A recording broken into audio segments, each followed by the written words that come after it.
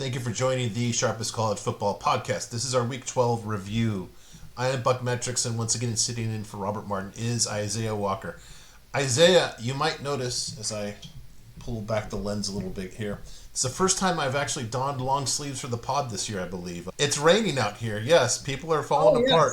Yes. It never rains out here. So Yes? you've gotten to enjoy rain today, and you got to enjoy the one football game per year that it rains in Los Angeles playing the Iowa Hawkeyes. That might be closer to one a decade, my friend. That's about how often it happens at the Coliseum. But yeah, I was able to enjoy that. Unfortunately, your Boilermakers did not have as a productive weekend, but we're in a rebuild here. It's year one. We'll call it a year zero, just at that. All right, if you are new, this is our glossary. Go ahead and take a screen grab of this and save it where you keep all your college football work. And if you are not new, and in fact returning by now, you are, by definition, brilliant. We will get to the Week 12 takeaways. This is interesting here. Texas, I don't even know where to start with this. Texas basically more than hung in there for three quarters, and then they really didn't hang in there. Once again, Arch comes up just small, 56 apex. Georgia has a good defense, but it ain't. I've made a point as belaboring the woe is me of my Trojans and where the best pass defenses are. They're in the Big Ten. Again, Arch Manning with his awesome 56 apex. Good for him. Shehan Jayaraja. I love this shade. Calling Texas SEC Iowa. It's so great because it's so accurate and because I was just up close in my personal space this week too. What an awesome pull. I also want to point out SEC Iowa, believe me folks, that's as much respect as Iowa gets and deserves. When your coach is Steve Sarkisian, SEC Iowa is not what you should be, okay? That's not it. That basically shows your coach's side of the ball is not working out well. Boy, when this got away from Texas, it really got away. I'm trying to figure out here if they're officially done. Obviously, we can forgive maybe the definition of a good loss in that season opener to Ohio State, although Ohio State then was not nearly the same as Ohio State now. The loss at Florida, I think that was when everybody knew that they had dead coach coaching and still weren't able to win that one.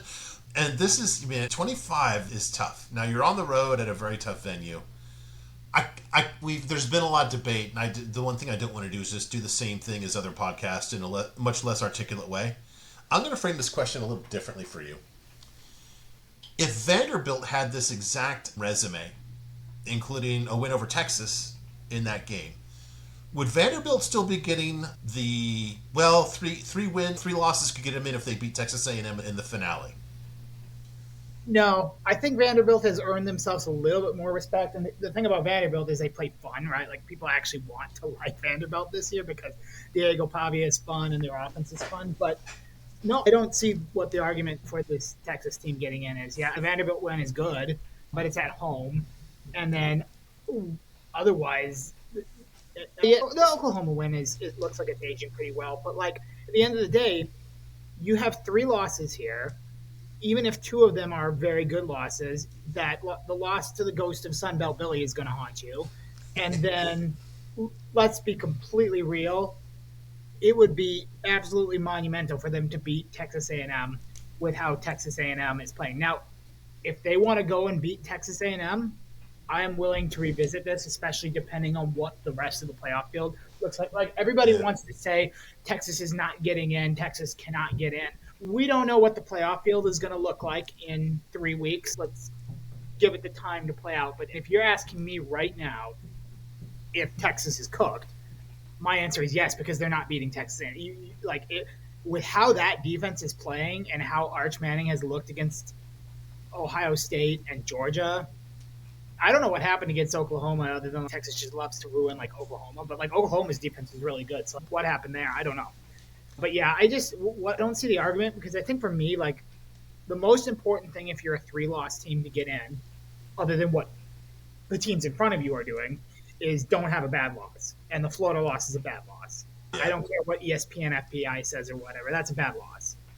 And then I just don't think they have enough to supplement it otherwise. I just don't see it here. And you can't tell me you want this team in the playoff, really. You really going to, like, what is Arch Manning going to do against them? You want to send this Texas team to Indiana? Okay, fine. But you put it that way, I might actually pull for the Longhorns to get a bid if that's what's on Yeah, the. that would be Signetti alternate lines the entire way home. Yep, yep. Very fair. And I really think that if it is Vandy, literally with the same resume, they're not getting any of the talk. And it's not like a people hate Vandy. I think that they're, even if you try to be objective, I think that there's going to be some brand bias here. We talk also, it's two things. It's brand bias, and we talk all the time about how the media and the college football sphere doesn't want to let go of they still want to hang on to this team being the preseason number one team in the country. Guys, they just weren't. They are barely a top 25 team. That is what it is. Yeah, it's funny too. And I've made this point before, and Sark actually made this point. I don't know if you saw his presser today. I just saw this one clip.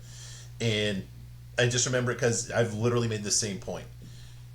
He was asked, how do you explain your team being so disappointing this year? Sark says, according to what? He said, then the reporter says, you were number one coming into the season. And Sark said, I didn't vote on that. That's you guys. And honest to God, at this point, if you're voting a Sark team preseason number one, you suck and you shouldn't have a ballot. It's pretty clear that you don't know what's going to happen over the next 12 games. I hate to say, I do hate to say it like that because I think we all liked Texas against Ohio State in the opener, but I wonder if that was, now I think back, was that more of a, we weren't sure what the Ohio State team was going to be. Like, I think we did misread Texas a little bit too, but you bring up a good point. It's, again, that's us here with a microphone on YouTube. That's. Yeah. And I was emphatic that Texas was not number one. I will actually, I don't want to spoil anything, but I actually queued up before the season a very possibly the biggest preseason upset prediction in the history of the podcast. In that, I said, hey, guess what? The preseason number one team is going to be the victim of the upset here.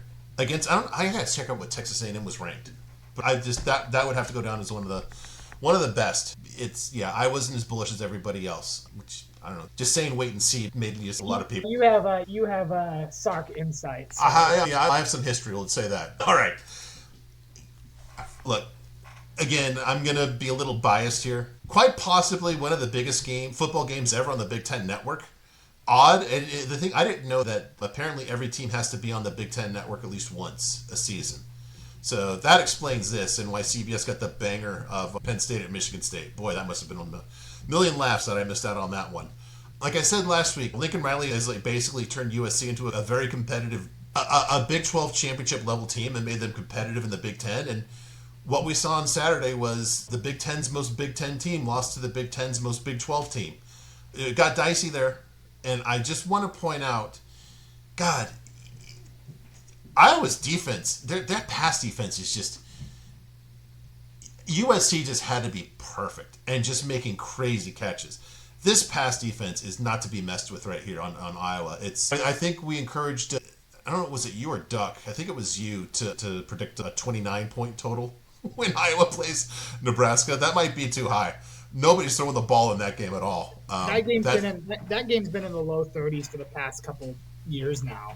Yeah, those might be the good old days compared to this year. What I thought was really instructive here is just to show what Iowa's really done here on offense, and really just to look. Maeva had a 128 apex, and that's nice, but you have to give some context here. So the average, and you've got Albany here, so this doesn't really agree 100% to the metrics in part 2 because we exclude FCS. But so their average is a 40 defensive apex. You got to look at this. Maeva was 88 points over that, which is just ridiculous. That's Heisman level. Just you can see, they were just a fierce run here against Whiskey, Penn State, Minnesota, and Oregon. And when I was putting this together, the thing that really sticks out to me is, my gosh, a 151 from Mendoza against this, and that was at Kinnick too, man. And the thing too about that, because I watched that whole game, like it's a 151 apex, and he made the plays that matter when they did, but he was hating life. He was not having fun. Like, the thing about Iowa is, and this is why I'm always so careful when we do the Big Ten preseason thing, because every year we want to say, what if this Iowa defense takes a step back? I'm like, last year they did, but like 9 out of 10 seasons they just don't. Like, this is a defense that is just so good at making you hate the game of football. They take every single thing that they can from you, whatever weakness they can find on you, whatever scheme Phil Parker is just that good at this. And they make even the best quarterbacks who really struggle. and they make them earn everything that they get. And so I think this is it was the same way last week where people wanted to discount Oregon and they wanted to say, oh, you only won on a last second field goal. But guys, that's impressive, especially both of these two games. It's the same thing like, oh, USC only won by 5. Guess what? These were prime Iowa conditions. Bad weather, game where they're trying to make you do something that you don't want to do. These are both really good wins for Oregon and for USC. And people do not want to give them credit because it's, oh, you beat Iowa, but this Iowa team they're just really good. And even if the record is not 10-2 at the end of the season, this is a good team. And they're not going to be a playoff team anymore. But if I was playing them in a higher level bowl, I wouldn't want to throw against them. No. Nobody gets credit for getting the snapping turtle off of their leg. And that's what they did here. It's, oh, gee, just the snapping turtle's just kind of on you, and it's okay. That's what the Iowa defense is like. I do want to point out, too, I don't know if you saw this. I think this is probably this is as good as an Iowa defense as I've seen by my eyeballs and metrics in the whole era. I agree. This is one of the better ones. I'm trying to think back. Obviously, the year that they went to the Big Ten championship game, that was a really good defense. They had a couple, and I want to say it was maybe 2021. When they had gotten up into the top 10. That was a pretty solid defense. But the thing about this one is I think this one is not going to get credit because again, people might look at the record at the end of the year and see, 8-4, 9-3, whatever they end up. I think it'll end up being probably 9-3, given who they play to finish off the season. They have four losses now. Oh, they have 4. Okay, so it will be 8-4. Yeah, it'll be 8-4. I think they will beat Nebraska personally. But so let's say 8-4. It's another Iowa team, but it's not another Iowa team because this defense is really good, and they have an actual. It's not USC's offense, but they have an offense that is good enough. This is not one of those years where the defense is just dragging the corpse across the finish line. And so, I think that they've done a really good job. Also, when you look at this, like the Iowa State game is the only one they want back. Okay, you lost to Indiana, Oregon, and USC. I can forgive that. It's a tough 4. I'll put it that way, man. And you're the only one. You and Penn State are the only ones that made Indiana sweat. So. Yeah, and 3 really good teams. One of the top 2 in the country, and I believe by a total of what? 5 points against Indiana, 2 points against Oregon, and 5 points against. Yeah, that's rough, man. And arguably, again, they just couldn't close it out against either Oregon or Indiana. The quarterback gets hurt. They missed a field goal, and the missed field goal set up the game winner for Indiana. Oregon, they had the lead. They just couldn't get the stop. That ridiculous throw that Dante Moore made. Again, they are 1-2 plays away from being right in the playoff talk. Yeah, yep. That was, and I don't know if you saw this nugget. This is the first time they gave up a lead of 14 points since 2020. So, good fortune to have the Big 12 influence today, or on Saturday for USC. That game in Andy. The other thing, man, good coaches just win, and it doesn't even matter how. We were talking about this game, and I like this as much as anything because of the coaching matchup. And I want to point out, first of all, I have to say, Deion scapegoating Sean Lewis is about as dumb as it gets because that program never had an offensive line. They couldn't block. And you know what? As has been proven, if you don't have an offensive line that can block, it makes anybody look stupid as a play caller. It doesn't matter what you call. Your time is limited here. Going back to Kent State, and actually what Lewis tried to do his first year at San Diego State, it was the whole, what they call it, the flash fast thing at Kent State. I don't know what they called it, like the Speedy Aztec or the San Diego runs, I don't know. But it was a very up-tempo thing, and he adapted, and he went exactly the opposite way and said, all right, I don't have that skill set here. I do have a good defense. I actually had his defense with the highest improvement metric last year. I was coming from a place of being like one of the absolute worst defenses in all of college football, and I have to look up, there's no off-season assignment. I got to look up this defensive coordinator because this guy's done a really good job. But 5-1 in the Mountain West, I believe alone in first place, after they were horrible last year on both sides of the ball. Not smart enough to outsource his quarterback problem to Luke Fickell at Wisconsin, who was suckered into taking Danny O'Neal. But the thing I want to highlight here is just 63 plays, which is very average, maybe a little bit lower average here for San Diego State. 46 of them runs. This is just called adapting and winning. So all credit to Sean Lewis on this. Really good job. And I did not, and I've been a fan, but I didn't see this coming. Yeah, I loved San Diego State here. I was on the spread.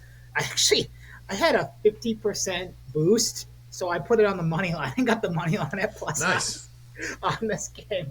I loved them in this one because again, it was like it's not necessarily that Boise State's a quote unquote bad team, but Boise State had not done nearly enough for me to say, oh, they're going to go into San Diego State and keep it within three. I just didn't see that, and really, this was like your typical Mountain West game where it was like, okay, whatever this is, we're just gonna muck it up a little bit and do what we got to do to win this game. But because you look at the box and you look at like the box score and you look at the stats, it's like, oh, it was a 14-7 game.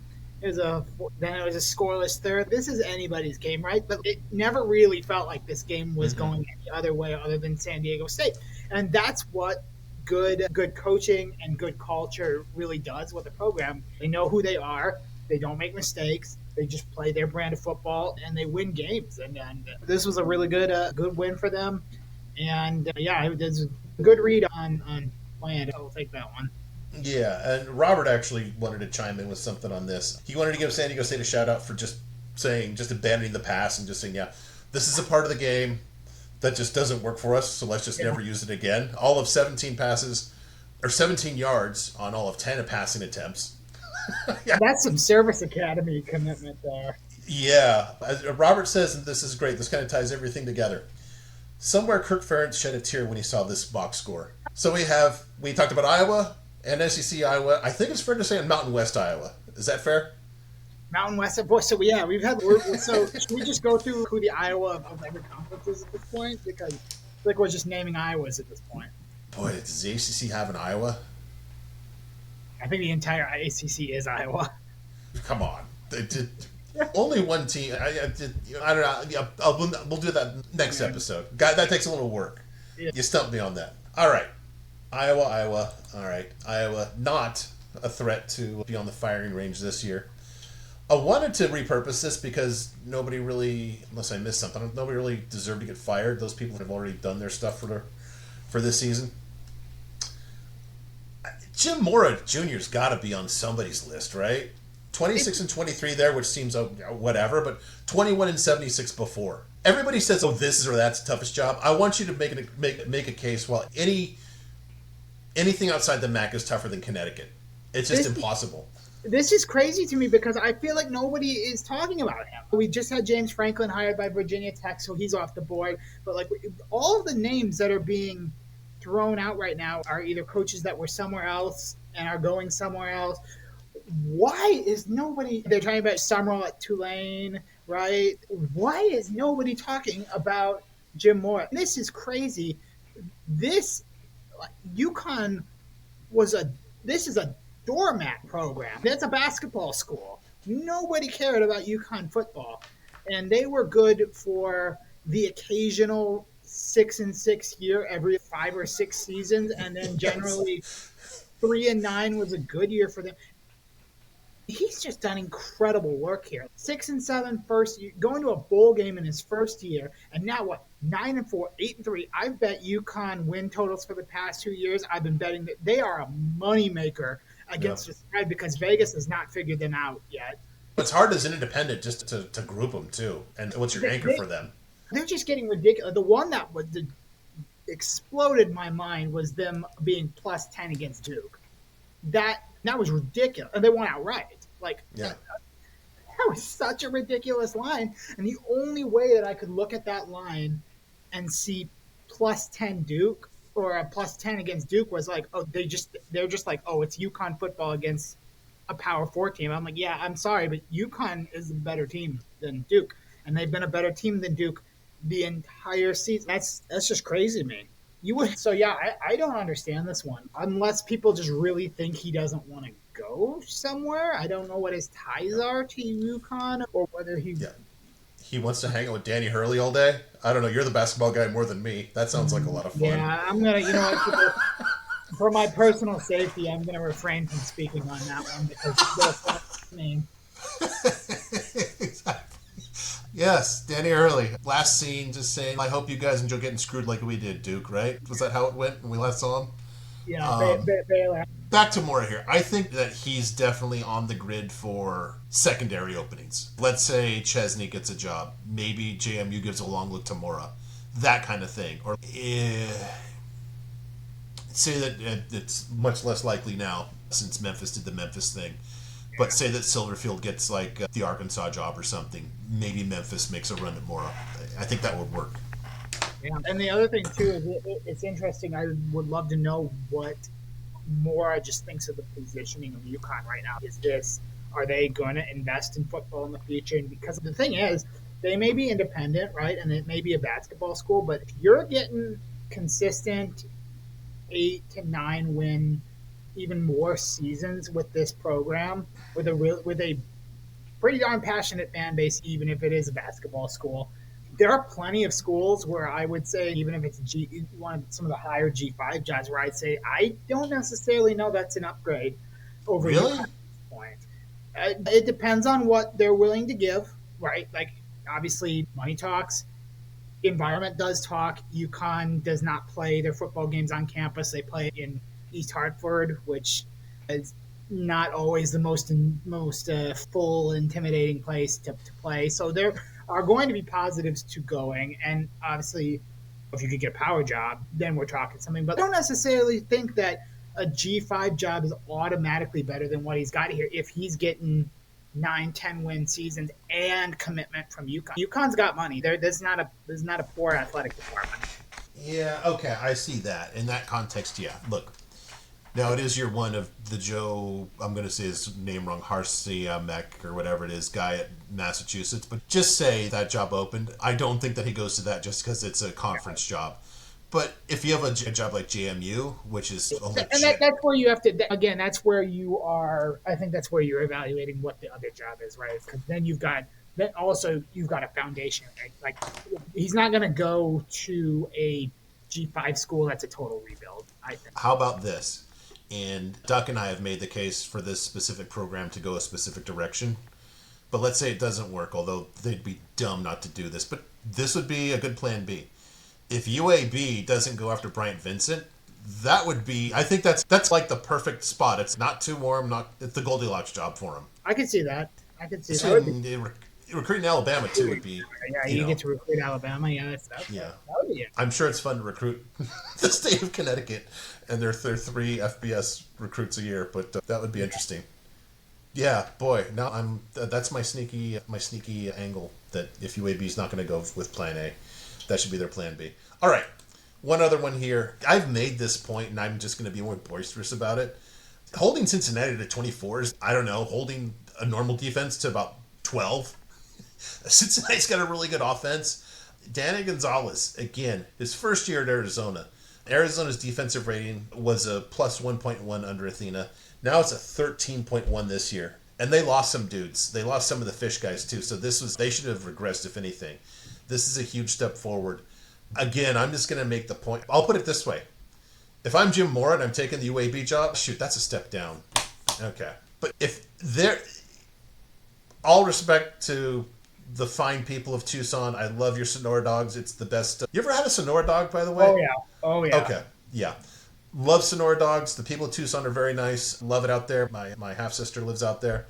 Great times. Not wishing football ill will on you, but my gosh, this has got to be just a ready-made guy. Just okay. I'm taking the Penn State job. Why not? This guy's a made man in terms of a defensive coordinator. Not looking for ill will towards Arizona, but kind of. I think everybody missed the boat if this guy's at Arizona next year. Yeah, I feel like this Arizona team's not getting. We've mentioned them multiple times because that's what we Yeah. do on here. But I feel like they're not getting a whole lot of attention, and that's weird to me because this is just this is not an elite team, right? It's not a playoff team, but this is a fundamentally solid team. And by the way, like everybody went into when Jed Fish left for Washington, they left Arizona for dead. It's like this is a dead program. They're going to be just unwatchably bad. And they weren't even unwatchably bad last year. I think they were 4-8, and now you've got. Hey, can I point out that both of these teams, everyone, oh, Jedfish got out of there. Jedfish got to Washington. What a hire. Both of these teams are 7-3. Yes. Good point. Both of I these didn't think teams about have, that. both of these teams have one ranked win. Are these not, and only one of these teams lost to the 2025 Wisconsin Badgers. Oh, man, that's just me. I don't know. Yeah, I feel like everyone left this Arizona team for dead, and now nobody wants to be like, wait, hey, actually, this guy has done a pretty darn good job with Arizona. And now, who do they finish off with? They finish off with Baylor at home, and they finish off with Arizona State, who's falling apart. Like, I mean, you win those last two games, and you're finishing 9-3. 9-3, 6-3 in The conference. Hawaii game, yeah. They're 9-3, yeah. That's pretty darn good for year two. Yeah. How about this? How about something more personal? And I apologize, I can't remember the defensive coordinator of the team that plays in the southern part of Indiana. But you guys have struggled a little bit on that defensive side of the ball. How about Danny Gonzalez over there? Would you take that in a heartbeat? As I'm talking about Purdue, not Evansville. Just when I say no, Indiana. I know, but you're saying he would come to Purdue as a defense. Would you? How would you feel about this guy as your defensive coordinator? Oh, absolutely. Yeah, I'm sorry. I was like, I'm trying to figure out the question here. Yeah, sorry. No, gosh, yeah. Again, we're in a spot where I don't know, it's year zero. What are we doing? The entire roster is transfers, but yeah, this guy is taken, and they haven't allowed more. The Cincinnati game is the most points they've allowed all season, 24. What does that say? That's crazy. That's crazy. Even if you say, okay, yeah, I get Kansas is having a downish year, but that's still a team with a lot of good players on it, and you held them to 20 or 17. I think I saw. No, that's a big effort. That's got really good rock offense. solid, consistent defense, and Yep. boy, you got to give this guy. I just can't believe that more people aren't talking about it. And that's why there's been so much betting value on them. Because it's a team. That's what you look for, right? When you're looking for betting values, these teams that nobody are talking about, and it's just like, why are you not talking about them? Yep. And then the opposite thing would be, okay, now he goes to Purdue, and Brent Brennan hires his buddy, who's a stiff. Then we fade Arizona next year, right? Yeah. Yes. All right. I've got a few things here. I don't know if you saw this. I just stumbled into this. The Georgia Tech BC game was so great. I mentioned this a few weeks ago that Georgia Tech is a sneaky over team, and I think the face of Brent Pry is just, I'm an offensive line coach, and I don't like being an over team here. Awesome last-second drive to score the winning field goal by Georgia Tech with 11 seconds left. You can see the sideline reporter. She's all excited. It was a great game, and Brent Pry, she says, "Coach, what did we just see?" He just said, "We won the game," and he kept that expression for the whole interview. He was not pleased. I love this guy. At the same time, he's the full show, but he's very stoic. I love him. I'm going to be really interested to see where he lands. We've been talking about Georgia Tech has a real chance against Georgia. Boy, I don't know. I don't like to react too much to just one weekend, but man, I saw with my eyeballs how much this team struggles on defense, and Georgia's a really good offensive team. Yeah, it's a lot. I also love the face because it's just, you know what? Yeah, we just went to the wire with Bill O'Brien. But we won. Hey, that's cool. We won the game. That's it. Hey, the point of the game is to win the game. As the head coach of the Miami Dolphins put it eloquently. There are definitely concerns with the team giving up 34 to Boston College right after you gave up 48 and lost to NC State. That's not great. The other thing, too, is it feels like this defense is getting worse as the season goes on. It's one thing where it's like, oh, it's a one-off. We gave up 29 to what ended up being a pretty good Wake Forest team. That's whatever. That's fine. But, now you've given up all these points to two really bad teams in back-to-back weeks. Yeah. That's a bit concerning. I'm interested to see what they do against Pittsburgh. Obviously, Pitt has a good defense, so that'll be interesting to see how they tackle that one. It does feel like some of these games are a little bit unsustainable. Again, it's like credit to you for finding a way to win the game, but boy, that did not feel comfortable for 50% of that game. So you're certainly going to have to be better to beat both Pittsburgh and Georgia. And then, if I look at that Georgia game, it's a neutral site game, I believe. I think it's at Mercedes-Benz. Yep. But it doesn't really matter because whenever Georgia Tech plays Georgia, it's just Georgia fans. You cannot have the 48 points against NC State defense against that team. No. As much as we have talked about Georgia, and we have said, hey, this Georgia team has their flaws. They have ways that you can attack them. They have ways that you can beat them. Giving up 48 points is not one of them. No. If you're gonna let Gunnar Stockton be comfortable, Yeah. then I'm just gonna go ahead and give Kirby my money. We'll see. But again, let's also not discount the fact that this team is also 9-1. So They find a way. you finished the season at Georgia Tech at 10-2, and in Yep. the ACC championship game with a chance to go to the playoffs. I don't think anybody's nitpicking you No. until the first game of the playoffs, where we will fade you. Oh, yeah, of course. Goes without saying. But you know what that does get you? Most likely. Does that get you a coaching gig in? Yeah, I'll complete the sentence. There's a school that's going after Lane Kiffin who is now worried that they won't. I can fix everything, Isaiah, just by going back. I can marry the two concepts. I bring in Brent Key, and I have Danny Gonzalez as the defensive coordinator. I'm solved. Florida's back to 10-win Florida. Yeah, those would be 2 home run hires. Then you just have to get past the fact that it's Florida. Okay. All right, that was mean. All right. But Florida has annoyed me enough for the past couple of years with Florida is back. Florida is the new Texas is back, apparently. It's in the conversation, I'll say. Okay. All right. And next I got to talk to, this is just, come on. Now, okay, it's per Rick Neuheisel, God love him, father of the greatest offensive coordinator in the history of mankind, Jerry Neuheisel, both of whom UCLA alums and coaches. I'm sorry, Rick Neuheisel. Bob Chesney is not going to UCLA. I think all you've done here is just do a little bit of the, I wouldn't say a heavy lift, a medium lift for his agent here. Fair? Yeah, I don't understand this either. It feels like every week we have a somebody says somebody's going to UCLA, and then you come in to just dump the cold. No, you're not getting it. But I agree with you. It's like this guy has, like, Signetti left, and they basically haven't missed a beat. Yeah. And credit to Signetti for the foundation he built, but the rest of it is all Bob Chesney.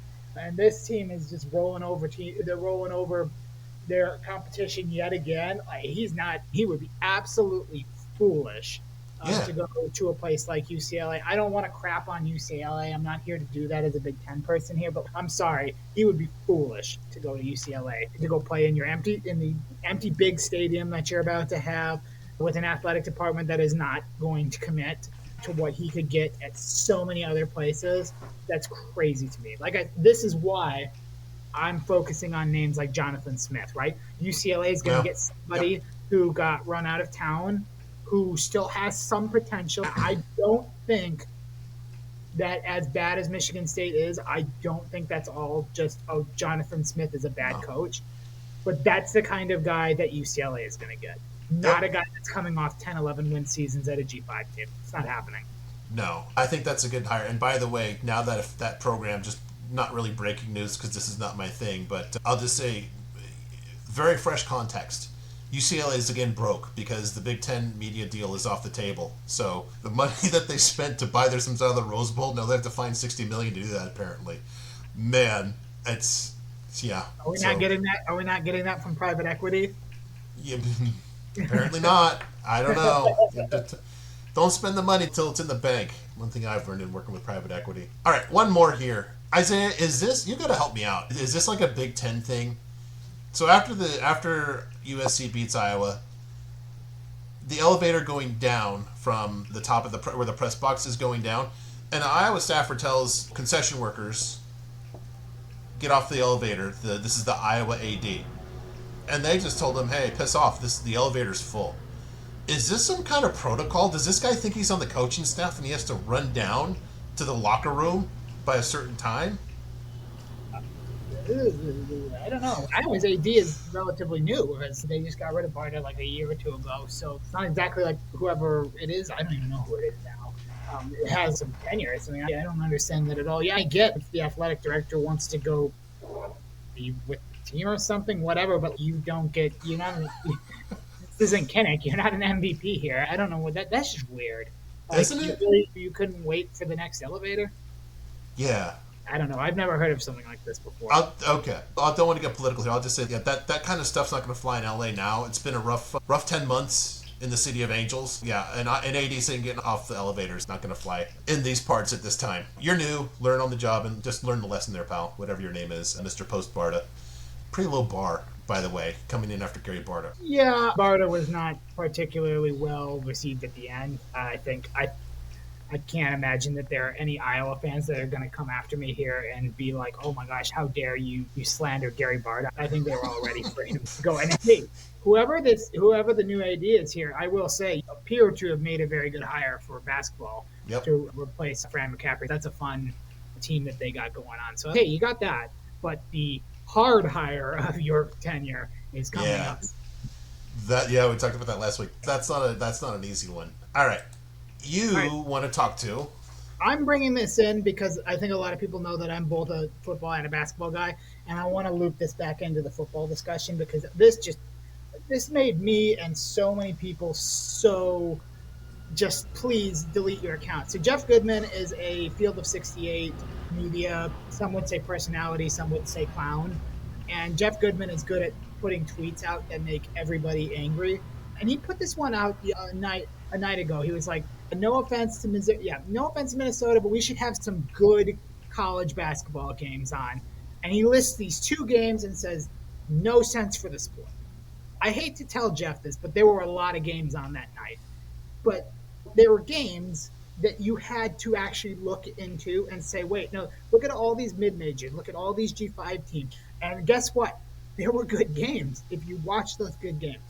The reason I'm bringing it up here is because we have the same exact issue in college football with way too many people who go and they look at the SEC schedule and they say, it's hey, this week, right? This is chicken shit Saturday for SEC, right? So therefore, there's no good games on, right?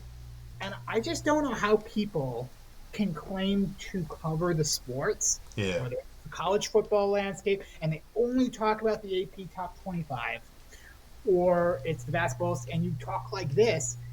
There's just so much to these sports that you are missing when you group yourself into these power bubbles. And also, if we're looking at it from a betting perspective, if you only bet top 25 teams, good luck Yeah. making money. You're a Like, sucker. Oh. yeah, those are the lines. Those are the sharpest lines. The games that everybody's watching. The games that the books have the most liability on. No, you want to make money? Go learn how to bet in action games on a Tuesday. Like, Yes. but then again, we talk like San Diego. If you bubble yourself into SEC Big Ten only, then you miss San Diego State. You miss James Madison. You miss North Texas. These great football teams that you wouldn't get a chance to watch if you only look at the rankings and the big names. And I'm not saying that you need to be like us and watch a college football game every night. I'm not saying that. But I hate it when people talk like there's nothing on. And it's no, there is something on. You are just choosing not to recognize it because you're lazy or you are just not in tune enough with the sport. And all the people who care are now mad at you. So I'm sure that tweet, based on the retweets, got just ratioed into oblivion, which is something that Jeff Goodman is very good at happening. He got you. He got you. Yeah. To that point, first of all, you described, look, if you're just going to bet on the SEC, good luck to you. I would just say, also say hello to Clay Travis because that's the column to read every week because his picks are just that. It's the most That's all he does. Yes. It is the most public and the most square bets Yes. that you make every single week. And every single week he's going 3-7. And he acts like he's a big media personality and he acts like he's a big college football. No, again, it's not. You are just betting exactly what Vegas wants you to bet. Or maybe you are telling people to bet who I don't know. Sometimes I look at his slips and I'm like, you cannot be this bad at this. He is. And again, And then literally, that's the only column that actually has a definitive shape of a square. Columns are columns, and that's it. The other thing, too, this bugs the heck out of me, is these people that actually cover a sport for a living, and then they say something like this. It's like, why do you do this then? If you're such a shallow slob that you can't even, like, really dig into... Look, look, I don't follow FCS, I don't have the time, so I'm not going to be, like, universal about this, but Jesus, if you can't even, like, appreciate some of your, like, Horizon or Missouri Valley, And the thing too is it's also it's one thing for us to talk about this in the college football landscape with the mid-major conferences and everything that we watch on weeknights and stuff like that, but especially in college like this is a sport that's built off the mid-major Cinderella Yeah. runs in March. Do you think those teams just come out of nowhere? Do you think that VCU in 2011 just came out of nowhere or something, or like some Florida Atlantic to the Final Four, NC State last year? No, that those things happen because those teams play their butts off the entire season. And I'm sorry, but Missouri is terrible at basketball. Minnesota is terrible at basketball. If that's what you were listing as a marquee, you shouldn't have even just say there's nothing on. There's no exactly. That's ridiculous. Yeah.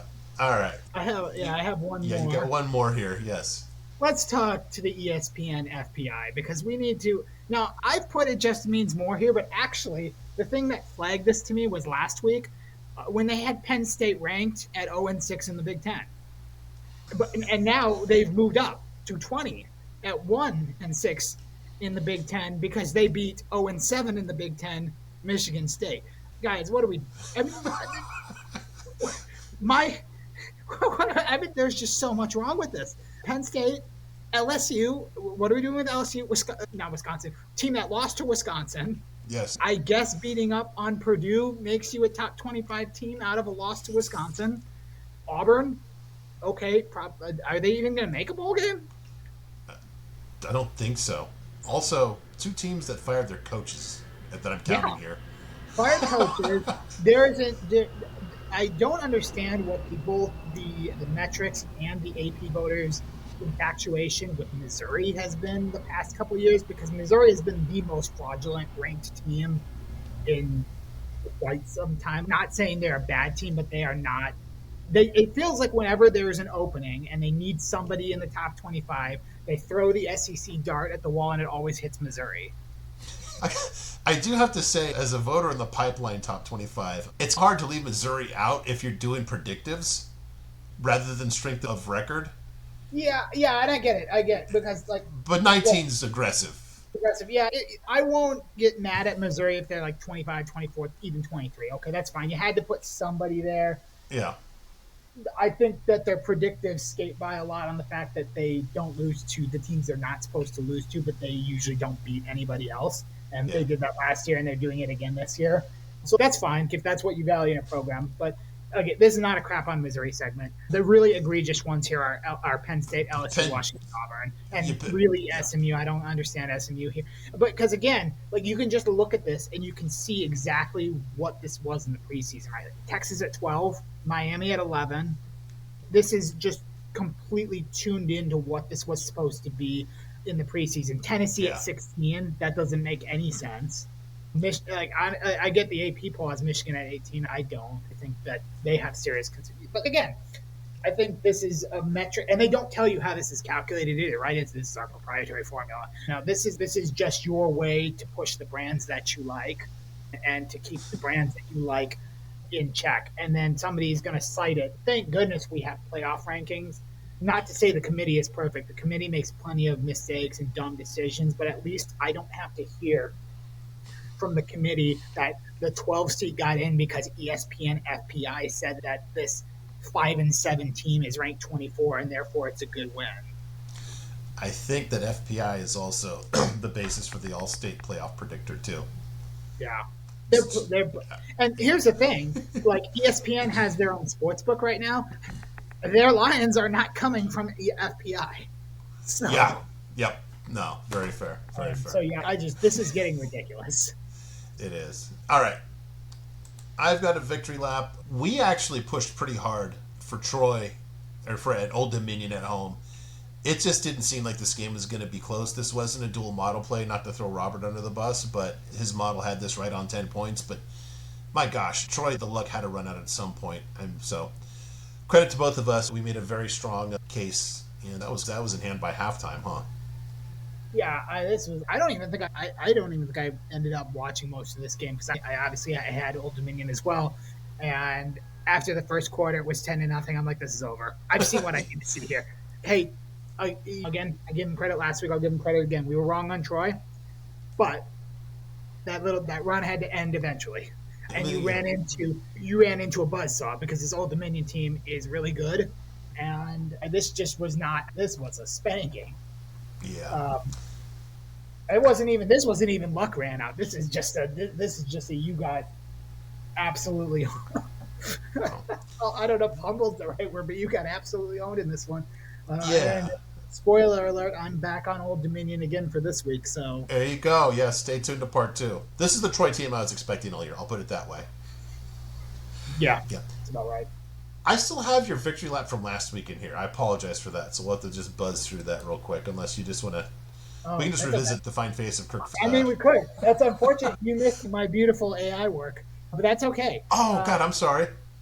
No, that's okay. So my victory lap this week was on one week. We're bringing it back. We're bringing this back. It is the Narduzzi Award. Ah, crap. I'm sorry. That's okay. Mr. Narduzzi went into last week and went into their game against Notre Dame. And his exact quote here, I have it up, is, quote, Yes. he was asked whether Notre Dame is a must-win game. And the quote was, absolutely not. It is not an ACC game. I'm glad you brought that up. It is not an ACC game. I gladly get beat 103 or 110 to 10 in that game. They could put up 100 on us as long as we win the next two after that. That's what Pat Narduzzi said. Now, I'm going to tell you one thing.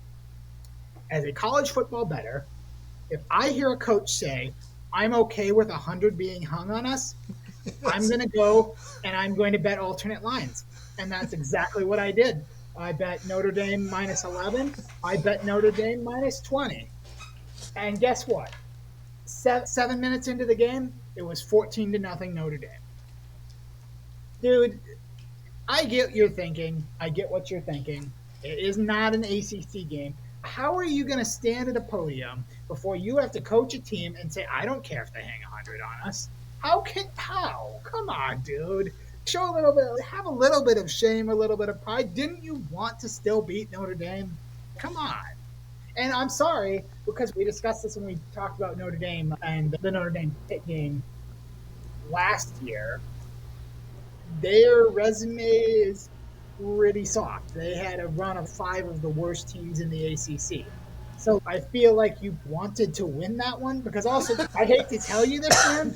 When you banked your hopes here on it's fine if we lose that one because we just got to win the last two. Now you got to win on Georgia Tech, and I hate to tell you that because of the two teams with a pulse, like the two other teams with a pulse in the ACC right now, Georgia Tech is one of them. So that is, I mean, are you going to go into that one now with, oh no, we absolutely have to win this one. We better be throwing out all the stops. I don't know. This is. We will talk about that in part two, by the way, when we're previewing week 13. That's one of the games we're previewing there. But yeah, I don't know. That's just him. It's befuddling, and it's him. Yeah, that's how he got the award, and he worked his way off it, and now he and Jimbo are going to be like in an arm wrestling event for who gets the award named after him next year. Yeah, I don't know how he says some of the things. And this is not a new thing either. Pat Narduzzi putting foot in mouth is the entire reason why he used to have the Narduzzi. Yes. Yeah. All right. New segment with Robert still away.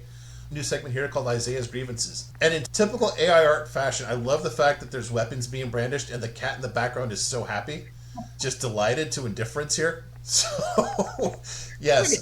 Pretty accurate. My cat would just sit there and be like, hi. What's Yeah. up?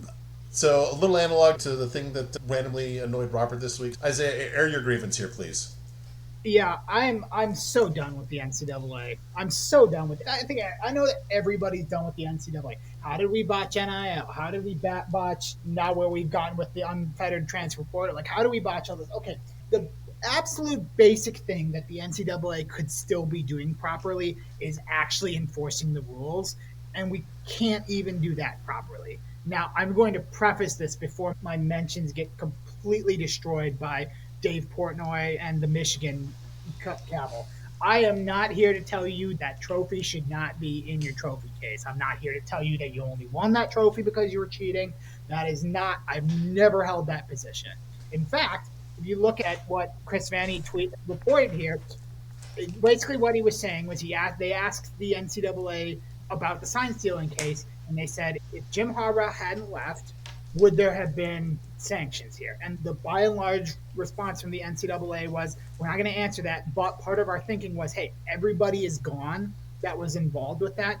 Why should we punish kids who were not involved with that? Like that the coaches cheated, they're gone. And I agree with that. I actually think that's perfectly acceptable to say. Like, why punish a bunch of new players for something that coaches did in the past? You set the standard there. We're not going to vacate wins. We're not going to vacate your title. It's over. It's done with. That's fine. Water under the bridge. What happens now? This is even more ridiculous. The other Big Ten team in the state of Michigan, they come out now and they say you had players ineligible under Mel Tucker, and we are going to punish you for that. But now you have reporting from the Michigan State side saying they didn't even know those players were ineligible until this year because the NCAA retroactively ruled them inactive. So you're telling me that 2 years ago or 3 years ago, or however long it was, that Michigan State was supposed to know that they could be ruled inactive 3 years into the future?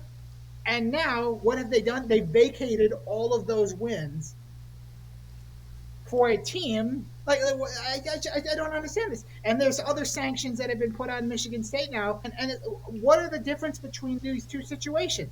We're not vacating wins from Michigan, but we are vacating wins from Michigan. Of all the things you could have gone after Mel Tucker for, there were plenty of things to go after Mel Tucker for. Yes. And you have pretzeled yourself into this situation. This is why in 5 to 10 years, the NCAA as an organization is not going to exist, or whatever they are. It's just going to be the little blue logo that the officials wear on their uniforms. That's it. This is a completely useless organization that exists for no other purpose than to make people mad and to make people say this entire system is broken. And this just really annoyed me. This really bothered me. Yeah. How do I say this? Agree 1,000%. The NCAA president before, it's Charlie Baker right now, right? Charlie I Baker, believe. yeah. Before that, it was Mark Emmert, correct? Mm-hmm. Yep. I just found out that when Mark Emmert was the president of LSU and he was the president of Washington, actually I never put this together. His athletic director at Washington was that Strickland guy who just made a complete mess of the Brian Kelly thing. So, not surprising that basically you hit your start to that genius and that's where you end up. It's the things like this too, where it's like I'm so confident that this is good, and especially with the way the super conferences are going, this is just going to get to a point where the conferences are going to say, yeah, you know what, we don't need you anymore. I don't need you. Yeah. What are you going to do? You're going to tell ESPN, hey, we're not recognizing the college football playoff anymore? Okay. Yeah. Bye.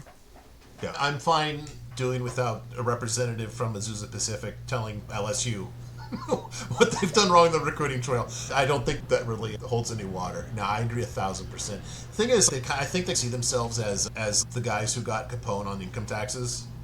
Where it's just, we still got you. We couldn't really get you for the Mel Tucker thing, but look at this. Yeah. And it's such a stereotype too, but it's so true. It's one of those situations where it's, okay, on table A, I have North Carolina basketball committing level 1 violations, and on table B, I have Southwest San Diego Community College who accidentally gave a player a sandwich. This team is getting banned from the tournament. Mm-hmm. This one's okay. It's so blatant. It's so blatant. Yep. Agree. All right, this would be. I'm going to jump in here with Robert's. Robert wanted to sneak in a thing that annoyed him last week. He caught the last bit of Oklahoma, Alabama. And through the end of the game, they cut to the ESPN studio to preview Texas, Georgia, which is that coming up after. The people that just were hyping Arch Manning and saying, Robert's going to make me laugh here. Arch has been looking great lately. He needs to have the game of his life tonight.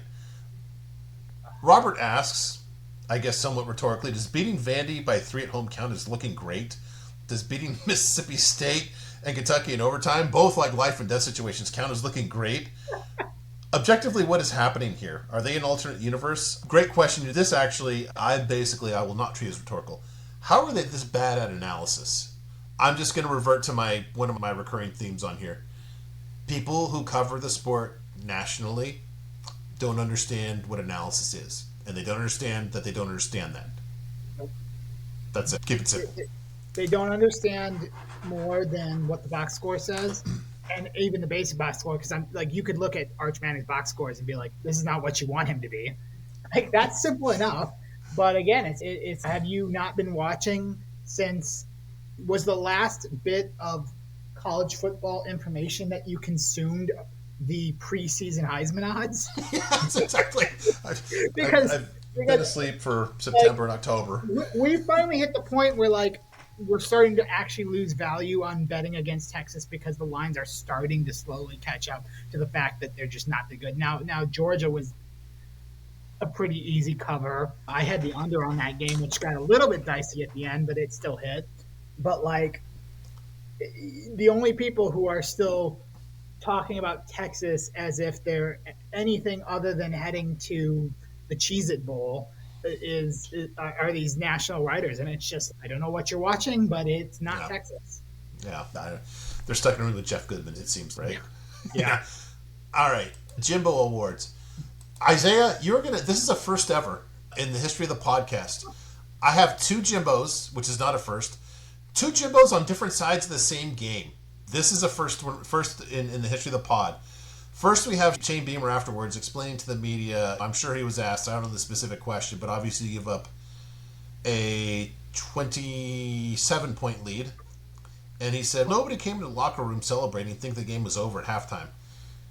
Isaiah, I'm going to ask you, what does it look like Shane Beamer's doing right here? Are you sure about that? Yes. Yeah, I heard all kinds of things. I have heard all kinds of things from South Carolina fans. He was hyping our students up. Our band was there, so he was hyping the band up. I'm a band kid. I know what it's like when you put the band up. That is not what it looks like. Yeah. That was as close as he could to giving an appropriate gesture to the fans without getting fined. Yes, yes. I'll also point out if you can see this, what it says right here on the little, what was this, the band or whatever, the little, here on the, what would this be, the board or whatever, it says, and this is at Kyle Field, together we stand as a force for good. Guess who does not stand as a force for good for the beloved Aggies of State College here, or College Station, pardon me. It would be this jerk cop right here who, this is during the game, mind you. Yeah. Seeks out contact going up the Carolina tunnel, runs into two players, throws a shoulder, and then yells at one of them. I believe that's Nick Harbor, if I'm not mistaken.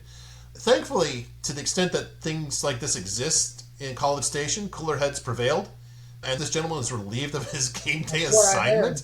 Yeah. But my gosh, I've never seen anything like this. And to a player, that's just really unacceptable. The player didn't do anything. The player, he had a play and he ran into the tunnel and he ran out. He wasn't like, he was not causing any trouble. He was not going after the fans. He was not there. There was zero reason to inject yourself into this anything. Like you have no business being here. And I'm not here to get everybody like mad about police officer did this, but I'm sorry.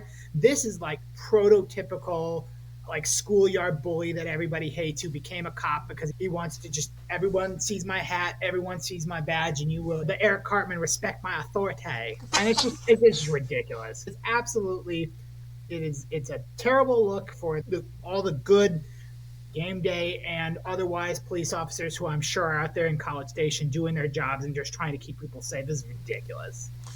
It took every ounce of my being to not. I really wanted to put in a picture from. Have you heard about the sword incident between Texas A&M and SMU? No, I don't think I have. An SMU cheerleader, and this is back in the day of hard copy newspapers publishing black and white photos, but an SMU cheerleader did some kind of, I don't know, was doing some kind of routine near the logo, and it upset one of these guys who thinks he's in the military at A&M. And he actually drew like a real sword at the cheerleader. So now they have to be on the field with fake swords because this guy, like, it's a different thing for better and worse. In this case, much worse than in College Station. I'll put it very nicely, just to get out of this elegantly. Yeah, you've got one. Boy, this was not, and I don't want to spoil it, but this was not my favorite watch. I'll put it this way, since I made a pretty big case for Louisville on Friday night. I was on Louisville too, so yeah, it's part of this me salty that Louisville did the Louisville thing. Yeah, What have I said? What did I put down here? Boy, it's the State Farm guy, or no, the Farmers guy. We know a thing or two because we've seen a thing or two. That's what. Hey, Louisville fans, you know what I've seen before? Somehow, some way, I love what Jeff Brom did for Purdue. I am not here to be mad at Jeff Brom. I've always said I understood why he left. I would have done the same thing if I were him. And my alma mater came calling, especially because he said no to them once and he stayed with us. So this is not a rip on Jeff Brom, but how does this keep happening, Jeff Brom? On the left here, I've got some scores. These are 3 different years of Jeff Brom football. The first one was his first year. He actually had 2 in that year. He also lost to Rutgers in an incredibly stupid, to a terrible Rutgers team. They had this Nebraska game where they just completely crapped themselves second half. He lost to Eastern Michigan in the rain. That I was in Columbus actually at an Ohio State game where Ohio State beat Miami of Ohio 72-5. Well, we were losing to the Eastern Michigan Eagles at home, and then we beat Ohio State 49-20, and then they turned around and immediately lost to a bad Michigan State team. And then in his last season in West Lafayette, they lost to a pretty an okay but not great Syracuse team. Now, what do these games all have in common? You're going to see where I'm going here. All of these games were sloppy, and by the way, 3 of those 4 losses were decided at the end by unsportsmanlike conduct penalties. Yes. Eastern Michigan game, they had a chance until an unsportsmanlike conduct penalty. Orange game, there were multiple unsportsmanlike conducts and also a ton of pass interference calls on the last drive of the game. Can I just ask you real quick? Yeah. Didn't they wind up having to make their final kickoff after scoring from their own 10-yard line? Yes, they did. Yeah, the kickoff was on the 45-yard line, I think it was, or something like that. Because of all the penalties, it was nuts or something. It was it's the other team. Yeah. Yeah, it was crazy. And it was so blatant too. It was because they had taken the lead. They had taken the lead, and the unsportsmanlike conduct penalty was on a celebration, and everyone was mad. Oh, no fun, refs, no fun. I said, no, that one was a mandatory. I can't remember what it was using, whether he used something as a prop or something like that. It was just one of those absolute no-go, cannot do. And now we look this has come full circle because the first 2 years, what did Louisville do? They beat somebody really good, and then they immediately lost to somebody they had no business losing. And now this year, watching this Clemson game was oh my gosh, Jeff Brom is doing the Jeff Brom thing. And our entire Purdue group chat was oh, there's an unsportsmanlike conduct penalty coming. Oh, there's a pass interference penalty coming. They were completely unraveling at the end of that game. And I was dude, for all the good that you have done at Purdue, for all the good that you have done at Louisville, this is a good program. You've built a good thing here, but I cannot believe that you were at these 2 schools as long as you have been, and you still can't control your players. Again, these are not 50-50 unsportsmanlike penalty calls. We're talking the real blatant standing over a guy, looking down on him, the stuff that any referee is going to flag in a heartbeat. So, yeah, and also this opens up the door for the ACC to be even dumber than the ACC already was because, okay, now Louisville's out. Obviously, even though Clemson finally won a game worth something, Clemson is not anywhere near the picture, right? So now we've got Georgia Tech and Virginia, but there's still a couple other teams who could play depending on what more. I am not counting out anything in this ACC. Any team losing in the next 3 weeks before the ACC championship game, because something that hasn't been discussed much, I hear a lot of people misquoting this, and I want to bring it up, is that the ACC is not entitled to an automatic bid in the college football playoff. Yep. The actual contract says it is the top 5 highest ranked conference championships. Nowhere in there does it say power conference championships. We just assume that. Now, if it's Georgia Tech, if it's Virginia, probably if it's Pittsburgh, those 3 teams will be in the top 25. They will get a ranking. But what happens if something dumb happens in the next 3 weeks and you get a Duke or something? I think Duke Is Duke cost themselves. eliminated I think they did. with the Virginia? But okay, I'm looking at the standings right now. Pittsburgh 5-1, SMU 5-1. So you've got some teams who could sneak in here. So what happens if you have a 7-3 an SMU team? They would probably have to win out to make the ACC championship game. So now you have a 9-3 SMU team. And what if they win the ACC championship game? And what if you have James Madison, Yeah, at 12 and who has 1. won their conference? What if you have North Texas, who has won their conference? Like, I think are we on track for the funniest, like, ACC finally gets what they have coming from just being awful? I don't know. I still think Georgia Tech or Virginia will end up pulling, one of the two will end up pulling it out. But I think this is one of those games where I'm like, the ACC is just begging to get left out of the playoffs. And then they're going to do the entire offseason. Woe is me. The entire college football hates the ACC. And it's no, I think the ACC just hates the ACC. For the entire college football universe. But I would wonder if Virginia can sneak in if they, I forget who they play this week, but if they lose to Virginia Tech in the, They don't play anybody. They don't play anybody this week. They have a bye, and then they have Virginia Tech. Okay, all right. Jeez. Yeah. Maybe James Franklin, we know how good he is in big games. Maybe he can take the reins and Is that? Yeah. get the Hokies past the finish line on that one.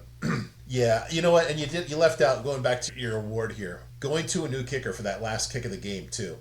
I didn't. Oh my gosh, I forgot to mention that. Like, I get you had already had some kicking problems, but like they had said that wasn't it like a freshman or the guy did not have experience or anything. Yeah. Yeah. What did you think was going to happen? Yeah. It's such a winnable game too. God, and we would have loved to have beaten Clemson too. That was. You warned us though. You've seen that movie before. All right, finally, just one item noted for future reference.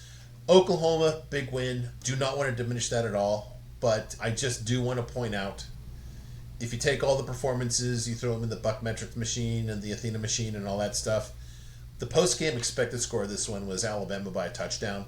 I always caution, don't read too much into one game, especially this one. This was variance. Alabama had twice the yardage.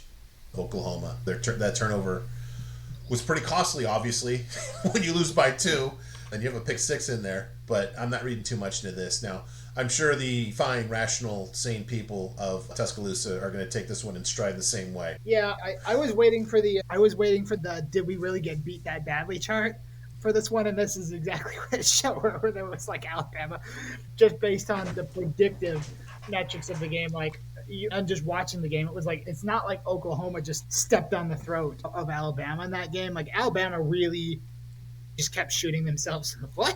And it's weird because this was the first time where Kalen DeBoer lost a big game, because it feels like Kalen DeBoer at Alabama has been beat all the good teams and then lose to last year's like dead Oklahoma team, or lose to somebody stupid.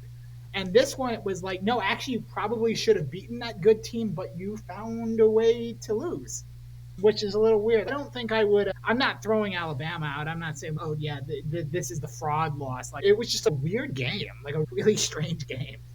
Yeah, they just did the things that you can't do against a team that's, all respect to Oklahoma, they're pretty one-dimensional. And you did the stuff that you can't do in that game.